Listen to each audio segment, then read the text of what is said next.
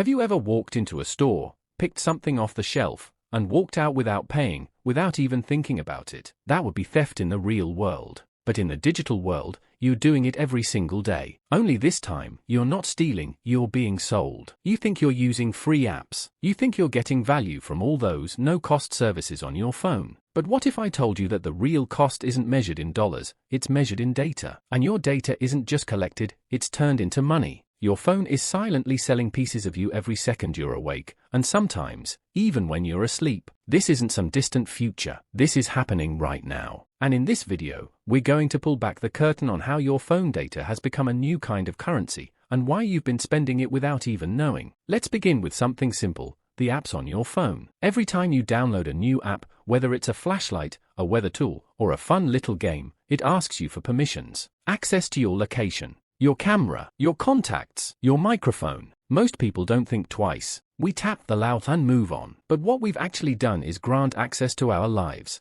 often far beyond what's necessary for the app to function. A flashlight doesn't need your location. A calculator doesn't need to know who you call. And yet, these permissions are used to collect valuable behavioral data, data that is quietly packaged and sold behind the scenes. This collected data doesn't just sit in some server waiting to be forgotten. It becomes part of an elaborate system called the data economy. Your location history, your app behavior, the things you click, the places you visit, even the times you're most active, all feed into a behavioral profile. That profile is like a fingerprint, unique to you. It can predict your habits, your needs, and even your future actions. This profile is incredibly valuable. Companies use it to determine what kind of consumer you are, and more importantly, how to make money off you. Let's talk about location data. Your phone constantly pings GPS signals, even when you're not using a navigation app. That means your device knows where you live, where you work, what time you leave home, where you stop for coffee, and even which stores you browse without buying anything. This information is gathered not just by big companies like Google or Apple, but by dozens, sometimes hundreds, of smaller apps and services that you've forgotten even existed. These companies sell this location data to data brokers, who resell it to marketers,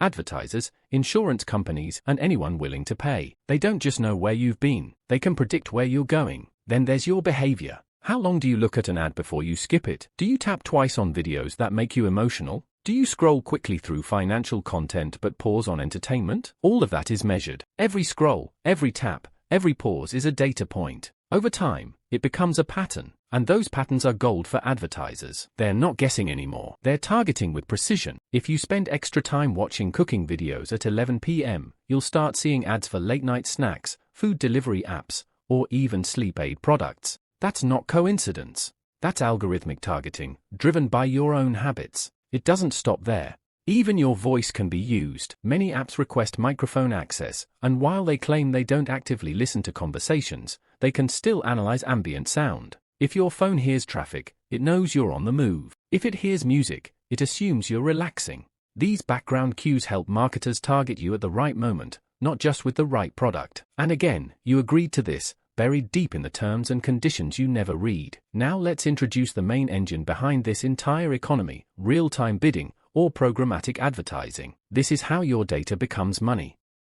The moment you open an app or a web page, an automated system looks at your behavioral profile and sends the data to an ad exchange. Advertisers bid in real time, within milliseconds, to show you their ad. The highest bidder wins, and their ad is shown to you before you even notice the screen has loaded. This happens thousands of times per day for the average smartphone user. Every ad impression is an auction, and your profile is the product being sold. And behind all of this is a hidden layer of companies you've never heard of: data brokers. These companies, like Acxiom, Oracle Data Cloud, and Experian Marketing Services, don't sell products to consumers. They sell you to other companies. They compile millions of data points across multiple platforms to create a disturbingly complete image of your life. This includes your income range, family size, browsing history, online purchases, physical store visits, travel habits, and even estimates of your personality traits. In short, they know more about you than you know about yourself. What's your data worth? Estimates vary, but studies suggest that the average person's data is worth between $240 to $1,000 per year. You're not getting that money, of course. The platforms, brokers, and advertisers split that value among themselves. You're the raw material, the unpaid labor of the data economy. And here's the harsh truth: this system isn't broken. It's working exactly as designed. You were never the customer. You were always the product. But it gets even more complicated. Some banks now use behavioral data to help determine creditworthiness. Health insurance providers analyze app usage patterns to predict lifestyle risk factors. Some job applications now include background checks that scrape social media data and digital footprints. The way you interact with your phone could one day affect your ability to get a loan, buy insurance, or even be hired for a job. So, what can you do? You can't completely opt out of the data economy, but you can reduce your footprint. Start by going into your app permissions and disabling access to anything unnecessary. Most apps don't need your location or your microphone. Turn off ad personalization in your device settings. Use privacy-focused tools like Brave, DuckDuckGo, or Firefox Focus. And be cautious with apps that seem too good to be free, because if you're not paying with money, you're probably paying with something more valuable. Use a VPN when browsing sensitive information. Log out of platforms that track your activity across the web. Stop linking every app to your Google or Facebook account. These small changes won't make you invisible, but they'll make you less predictable, and that's the best currency you can have in a system built on prediction. Because in today's world, data is power. And understanding how your phone turns your life into a product is the first step toward taking back control. If this video gave you a new way of thinking about your phone, your privacy, or your data, don't just scroll away. Hit that like button, subscribe, and turn on notifications. At How Cash Works, we break down the systems designed to keep you uninformed and give you the clarity you deserve.